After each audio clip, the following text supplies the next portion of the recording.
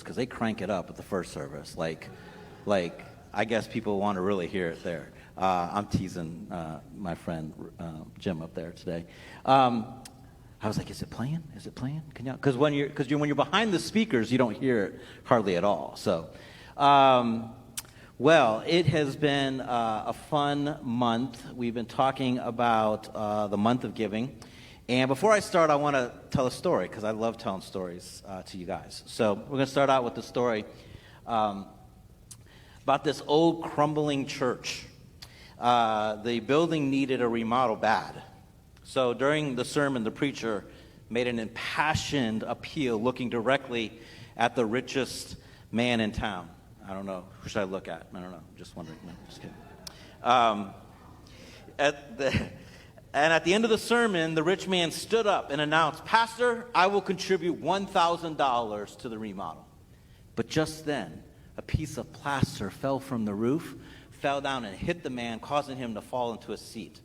And he stood up and he said, "You know what, Pastor? I will increase my donation to $5,000. Before he could sit back down, plaster fell on him again and hit him again. "Pastor, I will double my pledge." And he sat down, and finally, a larger chunk of plaster fell on his head. He stood up once more and hollered, "Pastor, I will give $20,000. That prompted one of the church trustees to shout from the back row, "Hit him again, Lord! Hit him again!" So today, we're going to talk a little bit about giving life and the law of circulation. Now, you might be thinking, with that opening story, here he is. He's going to start talking about money, and he's going to about meddling in my affairs again. But we're not going to talk about that kind of giving. We haven't this entire month. This month of giving we've been talking about, we opened up by talking about forgiving, right? And then the second week, we talk about friendsgiving. And then, of course, last week, we talked about Thanksgiving, and we got to be a part of a beautiful testimony by Jabril. And just, I don't know about you, but I just couldn't stop giving thanks to God for that week. So, that's right. But I'm going to discuss with you about giving yourself to life, and giving of your life as a response of gratitude to what you have been entrusted with in your life. Now, I had a really wonderful Thanksgiving. All 4 of my brothers, their spouses, and their children came together. It was the first time we've been together since my brother's funeral in 2015. And not even all that, we had my grandparents from Virginia drive down as well. So it was the first time we had all been together as a family since we were kids. So it was a beautiful week. It was a busy week.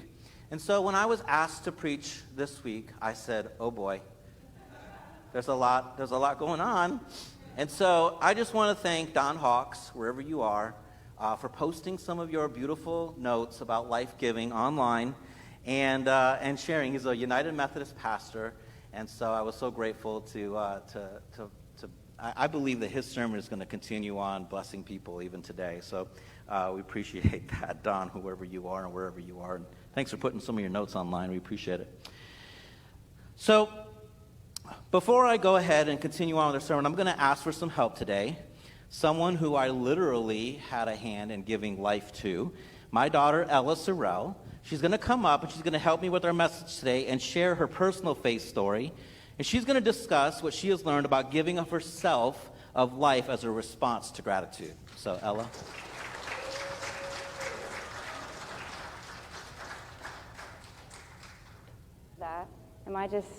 There we go.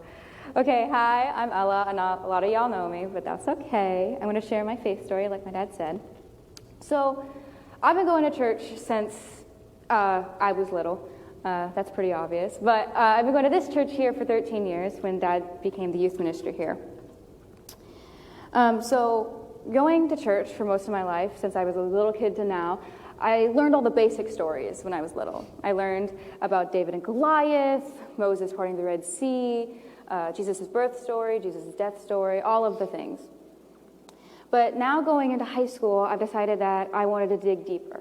I wanted to be interacting with more things and growing my faith, let alone my journey with God.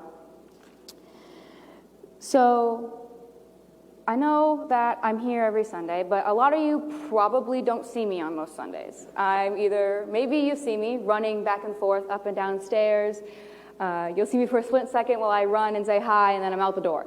But that's because I work tech team. Sometimes you can see me down here with the camera. Sometimes I'll be upstairs, so you won't see me at all. But I run back and forth a lot. And I've been doing that for about a year now, and I really enjoyed it, so I wanted to grow more. I recently got a student leadership position in our student ministry, and being a student leader is what I like to call the ultimate leader in the student ministries, because it holds so much responsibility. You know, we're the people that when new people come in, we're the first people to say hi. You know, we make big decisions when it comes to the youth group, and when it comes to what we think the kids would prefer or what the kids would want. And we are really wanting to grow in our faith. One of the things Dad has started is that student leaders are doing devos every day for like the next couple weeks. We have the little upper room devos that you can sometimes get in the lobby, but we try to do them every day, as much as we possibly can. And now, starting those devos, I have my little devo and my Bible that I sit down with, try to, every day. I'm not succeeding this week, but, you know, we're trying. But it's such a big deal to me, because I'm putting in so much effort that I normally, as a little kid, I didn't think I could do. And that, you know, it was just God came and died for our sins. That's what I learned as a little kid. But now doing these devos every day, I'm latching on to that idea that, you know, God is here for me. Not only will you see me running around in church or in youth group, but I do things outside of the church too. If you were here in August when we did Youth Sunday, Dad made a summer video, and we got to see all the things we did over the summer. Well, one of those things that we did was ASP, okay? Now, ASP stands for the Appalachia Service Project, and what we do is we go to the Appalachian Mountains, and we do service projects for people and their families that have homes that are probably need some work. We could do flooring, we could do ceilings, we could put up drywall. We do a bunch of different things. And even though you work all day doing whatever you were assigned to do, you still come back to wherever you're staying, and they do worship and they do devo, no matter what. And I feel like that was just such a big reminder for me. I love ASP, and I can't wait to go this year too, because it tells me that some people are not as fortunate. Not only did I go on a summer trip, but I also help out with little kids. I volunteer at the elementary school down on Taylor Road, Spruce Creek Elementary. I help with their aftercare program. I get to help little chillins with their homework. Hands to yourself, guys. But it's so much fun to me, because I get to spend time with some kids, and I can, you know, teach them when their homework or whatever they may need. And I feel like that's just some of the opportunities that God has given me, those life-giving opportunities that God has given me. Thanks. So first of all, what do you really get when you're totally living a Christian life? What is it that you get? Well, you get a new perception that is really beyond human understanding. You know, when you're facing struggles, and you know and you understand you're not facing them alone, that someone is with you. This inner conviction, your firm foundation that God's Spirit is with you through it all. And God's power is bigger than any single one of your problems. I remember when I was a youth, I heard somebody pray over someone who had cancer. And their prayer, they repeated these words: God, cancer is not bigger than you. So even in probably the most darkest times that we experience in our lives, God is bigger than that. And he can help us through it. So knowing that God is with us in all that we do, what's the next step? It is acting on this conviction that God is with you in all things. So it's us saying, okay, God, here I am. I am going to be a lighthouse for humanity. Wherever I go, I'm going to encourage people, and I'm going to make a difference in their lives. You don't have to give your life to be a pastor or a youth minister or serve on a church staff. You can make a difference when you go to Walmart or the grocery store or even or anywhere because you're different. And because you are different, you can make a difference. At every given moment, ask the question, what can I give? Last Sunday, one of our youth, one of our high schoolers got into a car accident. Actually, it was Saturday night. And he was in the hospital, and it wasn't life-threatening, but they realized that they had to do surgery on his arm in order to be able to repair it. It had gotten pretty broken. So I got the word right as the services were ending, and I decided to go up to the hospital, Halifax and Daytona, and had gone up there to just to sit with the family for a little bit and just to pray with them, over that situation. And so I get in the car and I go up, and I've been to the hospital quite a few times. Most of the time I've gone in the new building. I forget what it's called, but it's the one where the emergency room is connected and you go visit people in their rooms. And so what is it? Great. Okay, so France Tower is where I'm used to going, and I go in, and I took all the stuff out of my pockets, put it in the little x-ray machine, right, and then you have to walk through the metal detector, and so I did all that, and I walked in, and I went over to the little place where you get your badge. Those of you who have been there, you know, and I get the badge. I got all my stuff back. I get the badge, and he says, "Where are you going?" And I told him. He goes, "Man, you're in the wrong place." I was like, "Oh, man." I'm parked all the way down there, too, okay? He goes, "If you want to go to surgery, you need to go to the fountain entrance." So I was like, all right, well. I said, "How do you get there?" He goes, "Well, you could go up to the third floor and take a left and take a right and go up, down, then take a left." Y'all are laughing because you know it's true, right? Or you could just go outside and go around. That sounds like the better deal. So in my church shoes with all my stuff and my badge that I had already gotten from him, I went to the fountain entrance. And when I went into the fountain entrance, there was one gentleman who had just gone through the metal detector, but I was alone in the lobby with the security guard. And so I walk up to the machine, and had just done at the other building. I had dumped all of my stuff into the x-ray machine, all of my stuff into the buckets, and I was about to walk through the metal detector, and he goes, "That's a knife." I was like, "What are you talking about? Like, what, me?" And he goes, "Your knife." And he points to my little box, and he says, "Put it in your car." And I'm like, "What are you talking about?" So I look, and sure enough, I had forgotten. I have this little tiny Swiss Army knife keychain that's, my thumbnail is probably sharper than this knife. And he says, "You can't bring that here. Go put it in your car."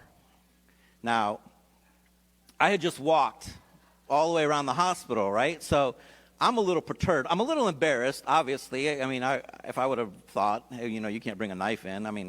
Really, it's something almost so small you can't even do anything with it. Cut a piece of string.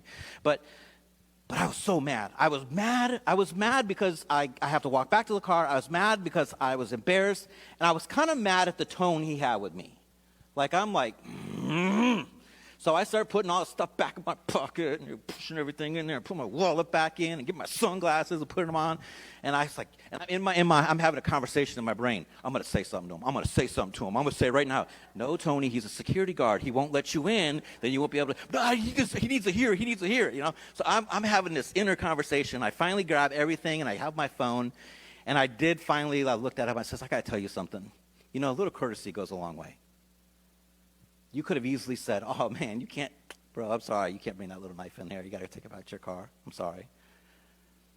And I didn't say another word to him. I grabbed my stuff, and I walked back out, and I walked all the way back, stomp into my car, all upset, frustrated, embarrassed, and in my church shoes. Yeah, and when I got to the car, I didn't just put the knife in there. I put everything in there. He wasn't going to stop me for anything. I put my wallet in there. I put my money clip in there. I put my sunglasses in there. I put everything in there except for my cell phone. So, don't worry, I have one of those cars that has the buttons outside so I could get back in. Don't worry. So then I walk back, huffing and puffing all the way back to the thing, and I go in and I put my cell phone in the little box, and I walk through that thing because it didn't go off because there was nothing to go off. And he comes around the other side. He takes my cell phone out of the box, and he hands it to me, and I take it from him, but he doesn't let go. And I'm like, "Oh, man, I'm in trouble." And he says to me, "I appreciate what you said." And I took my phone, And I walked away.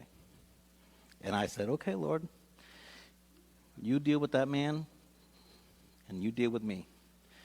But at any given moment, you have to ask yourself the question, what can I give?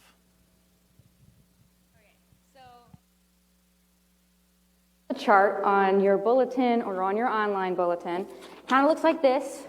You've got your giving and your receiving columns. You've got a sprinkler and a vacuum. Okay, there's two types: your sprinkler and your vacuum. Hold on, I'm gonna put this back and run over here, and I'm gonna grab this. But you got to ask yourself: are you a vacuum cleaner or are you a sprinkler? There are two primary types of people. What we are urging you to do in Christianity is to consistently be the sprinkler. Because we need more sprinklers, and we have more than enough vacuum cleaners. Trust me. I don't believe you're here by accident. I believe that you're here to fulfill a divine purpose in your life. I believe that you are going to make a profound difference in the people that you touch in your life. I really do. Do you remember the story of Ebenezer Scrooge? Ebenezer Scrooge. He kept everything and hoarded everything in his whole life. Then he learned, at the last part of his life, how to give. Do you remember at the end of the story how he was jumping and bouncing around? And he said, "Can this much joy be safe for one individual?" So we are not just talking about the money. Actually, that's a very small aspect of the giving principles that we have been learning about the past couple weeks. I want you to take a minute, and I want you to concentrate on the air. I want you to close your eyes and breathe in, and then feel yourself breathing out. What if someone gave you the mistaken idea that there wasn't enough air in this room? You try to breathe in as much as you possibly could, but you find yourself that you couldn't breathe in enough. You tried to hoard it. You begin to turn blue, and you'd have to exhale. The blessings in our lives are like breathing.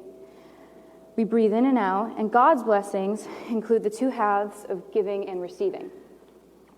If we tell ourselves that there's not enough air in this room, we're not going to get all that we need. We're going to panic and start hoarding all the air that we are trying to get.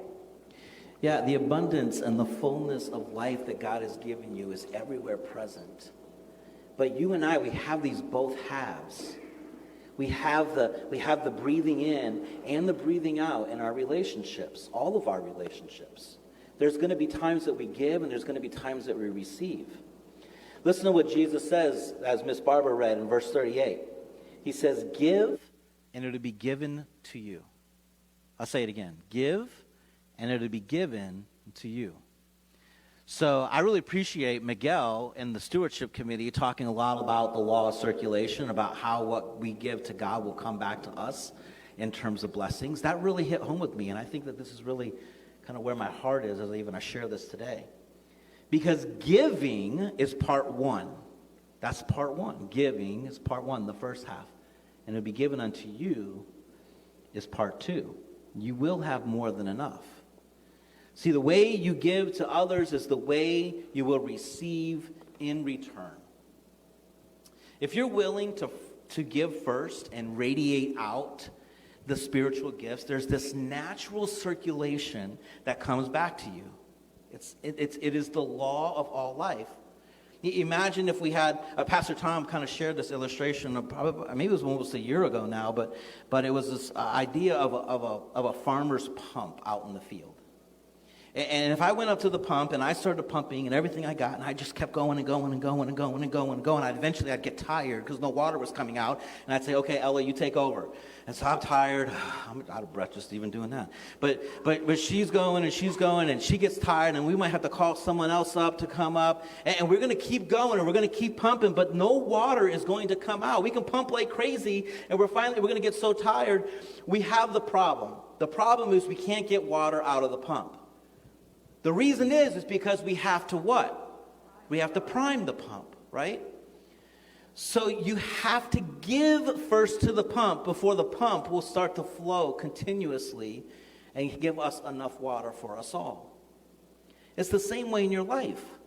You can read all the self-help books you want. You can watch the documentaries and read the journals and pray and meditate in all the possible spiritual disciplines. You can do that for 24 hours a day. But until you begin to practice it, my friends, you're never going to see it in your life. The way to prime the pump is to give consistently of yourself, a life-giving life. I'll do the priming, God does the flowing, and it can't be turned off unless I decide to turn it off. It's an interesting thing. I will always benefit more by agreeing to the activity that God has got for me and allowing myself to be the channel of giving. God's supplies never stops.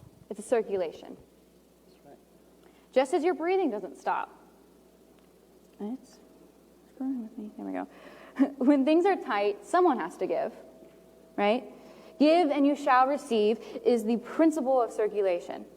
When things are tight in your own life, in whatever area it may be, find a way to give in that area. If you don't have very much money, give yourself in service. Give whatever you can give. Do not hoard it.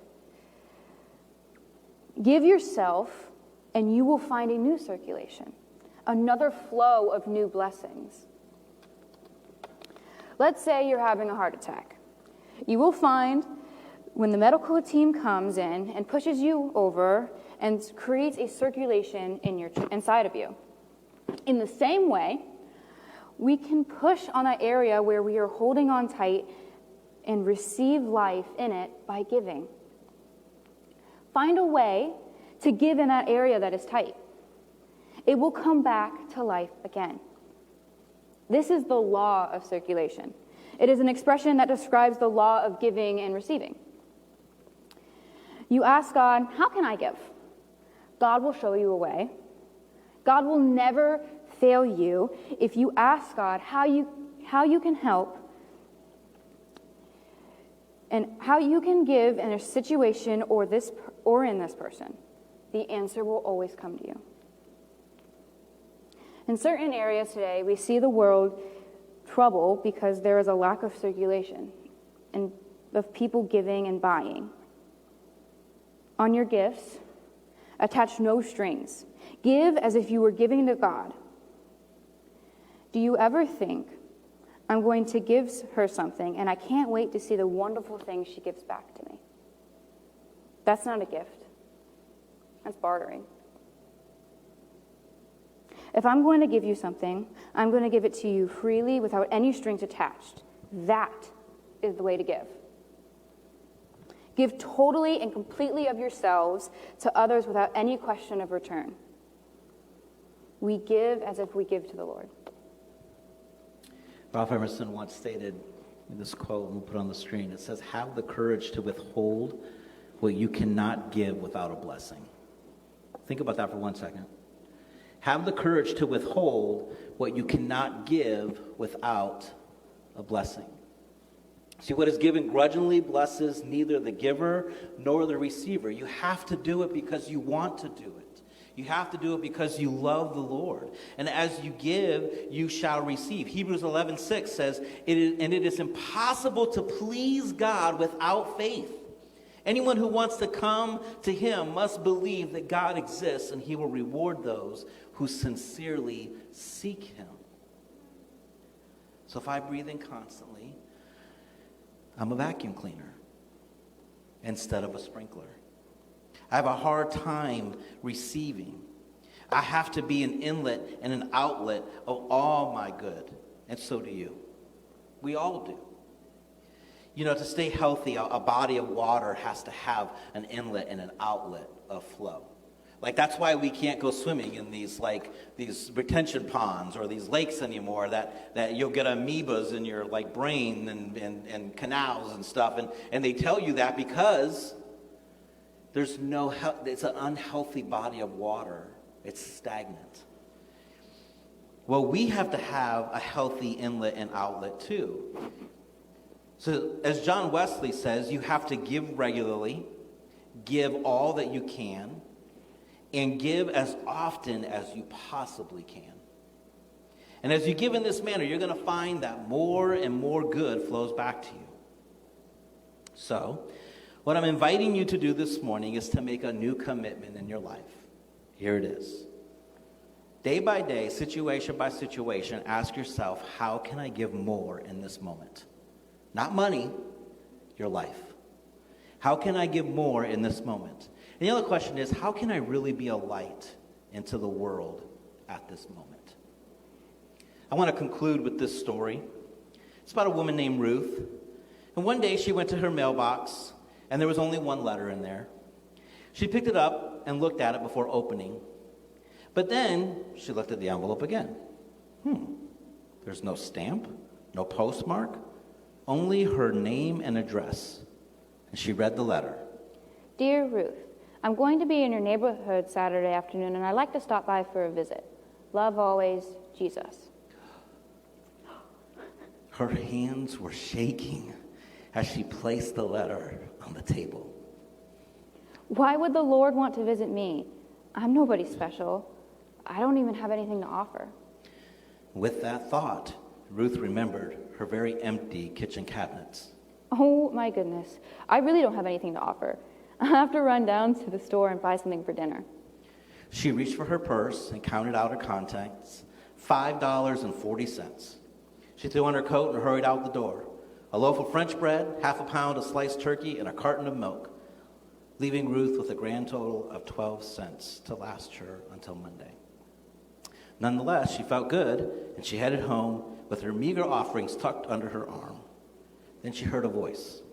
Hey, lady, can you help us, lady? Ruth had been so absorbed in her dinner plans, she hadn't noticed two figures huddled in the alleyway, a man and a woman, both of them dressed in little more than rags.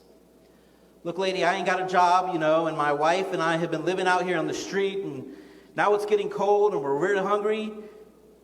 Could you help us, lady? We'd really appreciate it. So Ruth looked at them both.